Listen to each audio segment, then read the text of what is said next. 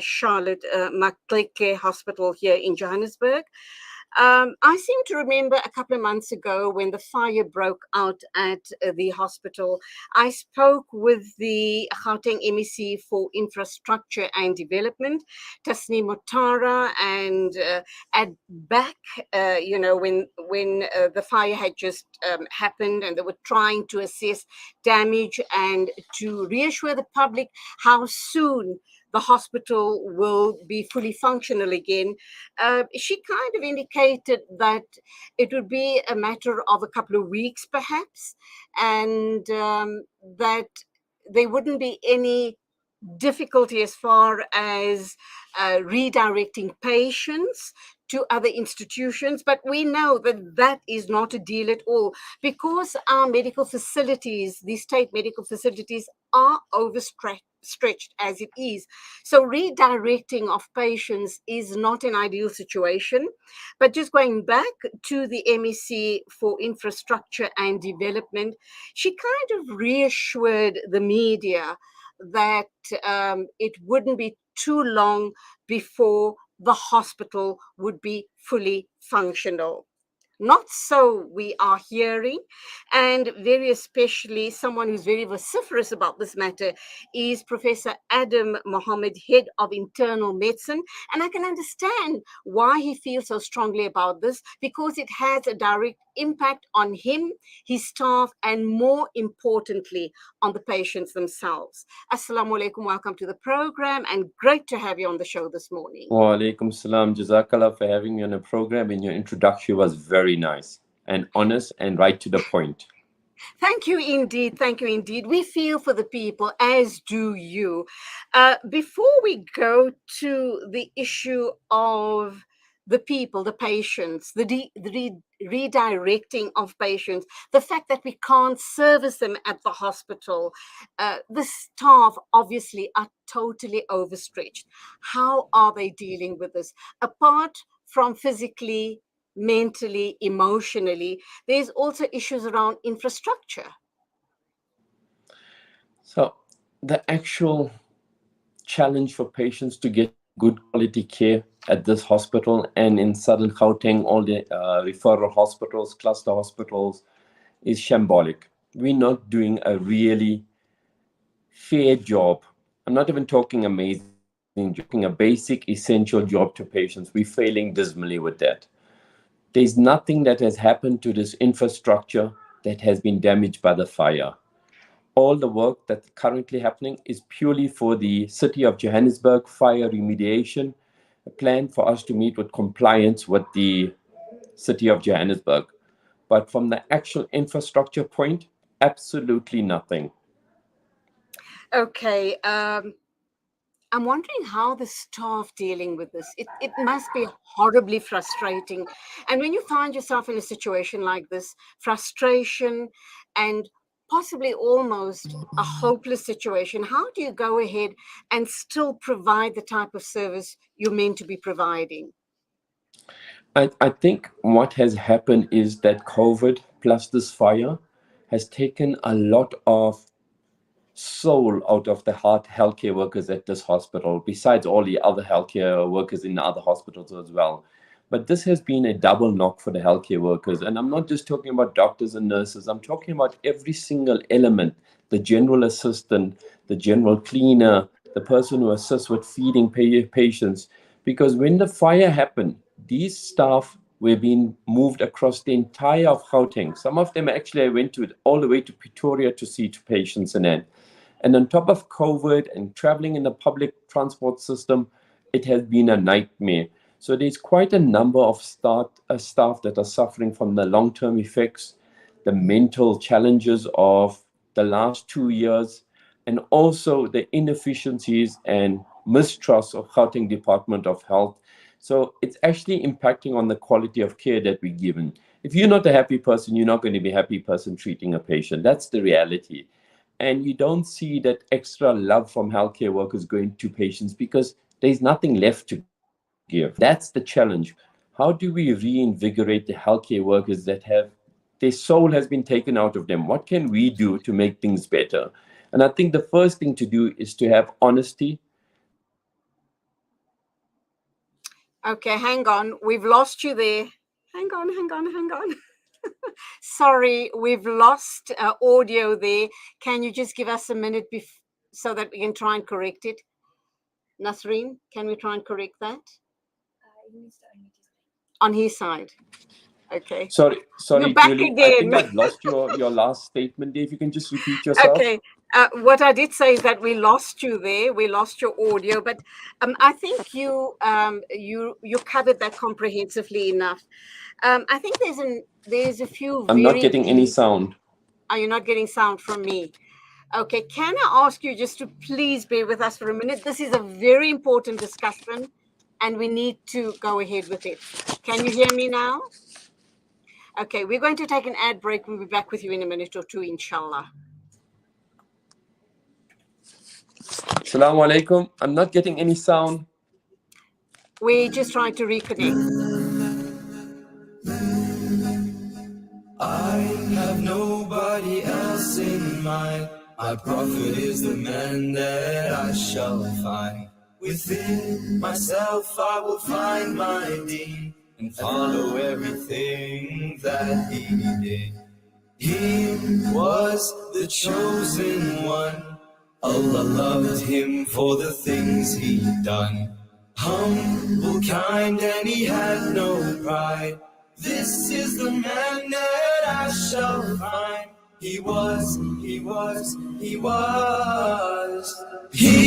last prophet of Allah. He was the final messenger. And this is what I wanna be. Like my prophet, oh ya Nabi. And this is what I wanna be. I'll try to live my life like him. I'll try to live my... Listen to something fresh. Listen to Salam Media. It is exactly 8:56 a.m. I'm talking with Professor Adam Mohammed. He is head of internal medicine at Charlotte Mactaike. We're talking about the state of not only that hospital, but state hospitals throughout the country. Professor, Assalamu alaikum, welcome back. I do hope that you can hear me now. Okay, we've dealt with the issue around just the mental capacity of the staff at the hospital, and undoubtedly it kind of creates this vicious cycle, and it just seems to permeate the entire state hospital situation. Two very important things I need to ask you. There have been suggestions, and I don't know, maybe I'm preempting something here. Maybe you have, the hospital has done investigations to find out what started the fire and how to prevent future such situations again. But what we're hearing on the ground is that it was deliberate. It was somebody who had probably a grievance with the hospital or the staff, or needed to probably hide some form of evidence, and that is why and how the fire was started. Do you know anything more on the situation? And I hope I'm not putting you on the spot here. So there is no official forensic report that has been given back to the hospital, and as far as I understand, also back to Gauteng Department of Health. It took many months for that forensic staff to get into the area of the fire until it was safe for them to do so. But to date, we have never received a formal forensic report. A lot of the comments that was made about what started the fire and who did it is a lot of hearsay. It would be not fair for me to say that I know anything better. However, in the environment that we are in, with so much corruption and looting happening, there's always in the background of most of us is, was there some tender that went wrong, or was there some fraud, so all the evidence was burned? That's really, I think, what we all think about, because it happens so many times in this country, but we don't have any proof to prove it or to disprove it. So currently we don't have any hard facts about why the fire started, but we do know that that fire had caused at least a loss of 40 million rands worth of stock that was in that area. Okay. What is the current situation like at the hospital in terms of operations? Are you operating at quarter, half? What percentage capacity are we looking at here? And I'm also wondering what's happening to the patients, those that cannot be treated at the hospital. Are they being told that they will be seen to at other facilities? So from a infrastructure point of view, we've lost close to about 25% of our inpatient beds, with specific beds like cardiothoracic ICU and specific mental health care users beds of approximately 40. So it might just seem 25%, but it's 25% plus highly specialized beds have been lost. Very hard to recreate those beds in the rest of the province. Our outpatient departments, we are currently working at less than 50% capacity as well, because we lost some outpatient venues as well. And with the COVID social distancing, our numbers have also been reduced. So to be honest, I think we're running at around 60% capacity. Surgery, all of those sort of procedures are still happening, although at a reduced rate, which is not in keeping with the need for this Southern Gauteng population group. We need to be running at 150% to catch up with the backlog. And what we are seeing, which is the sad part, the 2 years of COVID plus the fire, that patients are presenting much more ill and are coming up in quite extremist illnesses. And this is putting chances of that patient having a worse outcome.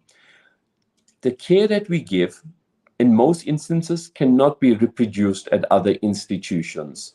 And those institutions are also having challenges with their own numbers. So throughout this whole system, patients are getting a raw deal, and some of the hospitals are assisting our patients, but at the end of the day, the quality of care is not there. It's frightening when we hear these type of statistics, and for a person of your caliber, sharing this information with us, because then it begs the question: if at this juncture we're not able to service our broader population, what's going to happen when they introduce? I've lost the sound again. Okay, I can hear you loudly and clearly. Can you hear me now? Can you hear me now? Okay, let's just try and fix that. I think it's on your side, Professor. Do you just want to double check? No. All right. Can you hear me now? Oh man, Murphy's Law. Just when we get into the heart of the matter of something really important, we have these technical hitches, but please don't go away. We'll be back with you in a minute or two. We'll try our best to reconnect with Professor Adam Mohammed, Head of Internal Medicine at Charlotte Maxeke.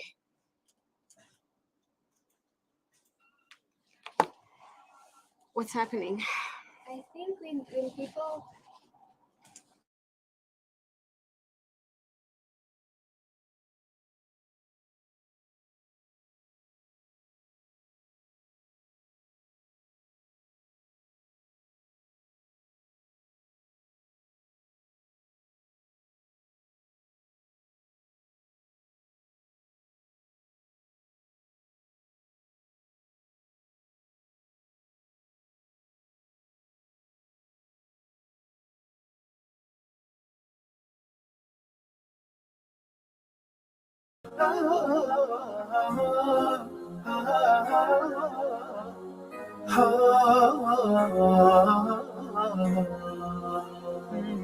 Oh, how I long for. Listen to something fresh. Listen to Salam Media. Bismillah ar-Rahman ar-Rahim. Welcome back. We are talking with Professor Adam Mohammed, Head of Internal Medicine at Charlotte Maxeke. We stopped there due to a technical hitch. I've just been told by my controller that sometimes we have the interruption on the audio due to perhaps an incoming call or an incoming WhatsApp on the guest's telephone. So we apologize. This is what you get on live radio and live TV. Assalamu alaikum. Welcome back. I hope you can hear me. No, I can hear you well. Jazakallah. Okay, let's pick up from where we left off there. You spoke about the capacity and just the strain that it has caused on staff and patients alike. In the meantime, sadly, we probably have lost a lot of patients as well. Their situations, their medical condition might have been so serious that in these long absences from getting the critical care that they needed, they have subsequently passed on, and obviously out of everybody's hands. It's the will of Allah subhanahu wa ta'ala. On the weekend, I met with a few friends and we were talking about the situation at your hospital. One of the issues that was brought up, in fact, two very critical issues that were brought up was, she asked me to please put this question to you. It might be out of your area of influence, but the question asked was the Rand Clinic in Hillbrow is being totally underutilized. I think there's just one or two departments that are operational, the mental health department. Why is it that the Department of Health, why don't they not apply themselves and open up that facility to the overflow of patients at your hospital? Wouldn't that address part of the problem? Yeah. So I did actually visit Rand Clinic after a month or two of the fire with lots of other staff members of and management of Charlotte Makeke Hospital. And there were two areas that we were looking at. The one was radiation oncology and the other one was psychiatry. And to be totally honest, that's a private facility. It does not belong to the hospital. It belonged initially to Netcare, and then it's sold off to another company. I do think it was a potential site to use and maybe use in future for mental health care users.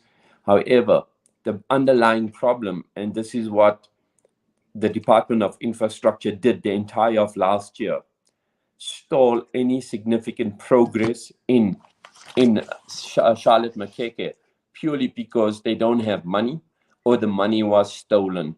Remember that a number of personnel from both Department of Infrastructure and Department of Health has been suspended for irregular issues from last year. So I don't think we would have won anyway there because it would have meant the government, Gauteng department, spending money. And I don't think we have money. And that's which brings me to this point, if I could actually just deviate a lot from where we're going, is there is significant progress being made to get this hospital up and running. And this is being done by Solidarity, RNB, and Gift of the Givers, who are coming on board to assist Gauteng Department of Health to fix this hospital up. Again, private is getting on board, not the government. And the National Department of Health is also going to get on board. But in reality, I think the bulk of the work is going to get done by private. And on good news is that our casualty will be opening up probably sometime in the middle of March, because Solidarity has been fixing up that block of the hospital. And hopefully we will take over and then prepare to award the casualty admission wards for taking off urgently ill cases directly to our casualty sometime in the middle of March. Okay, I know we know that Gift of the Givers are doing sterling work, not only in our country, but the world over. So alhamdulillah for that. But who is Solidarity? Just give us a little more information. Solidarity is an organization that was formed at the start of COVID, where lots of organizations, including the government, had given money into this organization, which has clear transparency. It's a non-profit organization, and their aim was to assist the country with COVID issues. and they have collected money from lots of different organizations. It's almost a similar entity as Gift of Givers. However, their focus has been predominantly on COVID-19, and this is where they actually assisted in opening up the radiation oncology. Had it not been for Solidarity, we would have not been managing a lot of the cancer patients in this hospital to date.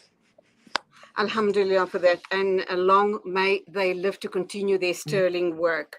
I have three more very important questions to ask you. The first one being, are you confident that with Solidarity and Gift of the Givers on board and support from the Department of Health, that inshallah you will have the hospital fully operational in the time frame that was given to you? So my skepticism about a time frame that was given last week at the media briefing that end of 2023 we would be okay. One can't make a statement if you don't know what you're going to fix up. Assessment done to date of the fire damage block. So how can you make an end date when you don't even know what you're dealing with? Okay. About the end date from the department. I believe that things will get done if Solidarity, RMB, Spire Fund, and Gift of Givers are in charge. The answer is yes. However, I hope that the Department of Health, Gauteng Department, doesn't tie them up with red tape and irregular tender procedures. Otherwise, I have no doubt this will get done. Inshallah, and that's the key, isn't it? Tender corruption and red tape.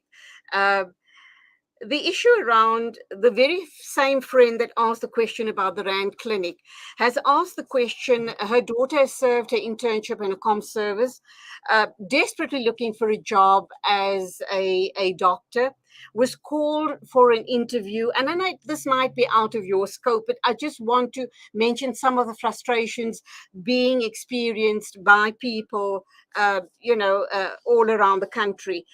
She was called for an interview to the Yusuf Dadu Hospital on the West Rand, underwent the interview, only to be told at the end of the interview that they're sorry they can't hire her because they don't have the budget. It doesn't make sense to me. Maybe the position was earmarked for someone else. Okay, we're trying to reconnect. We do apologize for all the gremlins this morning, but it seems when you have one of the most important and relevant interviews that we seem to have gremlins creeping into the system. Please stand by. We're going to get Professor back online just to wrap up this interview. It's important that we hear his thoughts on this matter. We're taking a short break. Stay with us.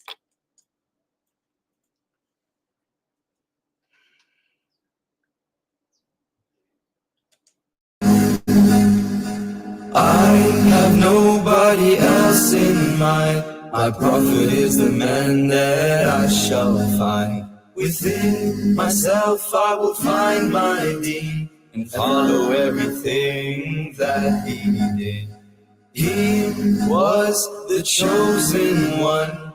Allah loved him for the things he'd done. Humble, kind, and he had no pride. This is the man that I shall find. He was the last prophet of Allah. He was the final messenger. And this is what I wanna be, like my prophet, oh ya Nabi. And this is what I wanna be. I'll try to live my life like him. I'll try to live my life like him. I'll try to live my life like him. He is all I want to be. The things that he did has made me see. He had nothing, yet he had it all. If I followed his ways, I wouldn't fall. He was the perfect human being. To him alone the Quran was revealed. He showed us the way. Listen to something fresh. Listen to Salam Media. The time is exactly 9:14. Welcome back, and we do apologize for the break in that interview with Professor Adam Mohammed, Head of Internal Medicine at Charlotte McClicker. He undoubtedly covered a lot of unanswered questions for us as the general public. Two outstanding questions was, why is it that doctors are not being placed, obviously newly qualified doctors who've already served the internship and community service are battling to get positions in state hospitals. He may not be the right person to be answering that question, but I'll threw it out at him anyway. And my final question to him was, if we're unable to get our act together in the current scenario, what is it going to look like when government introduces the national health insurance? I cringe to think what our medical services is going to look like. I've just been told that the professor had a medical emergency to attend to, so we are not going to continue the discussion with him. Inshallah, we will talk with him at a later date. But thank you for being a part of this conversation. 9:15 exactly, right here on News and Views on Salam.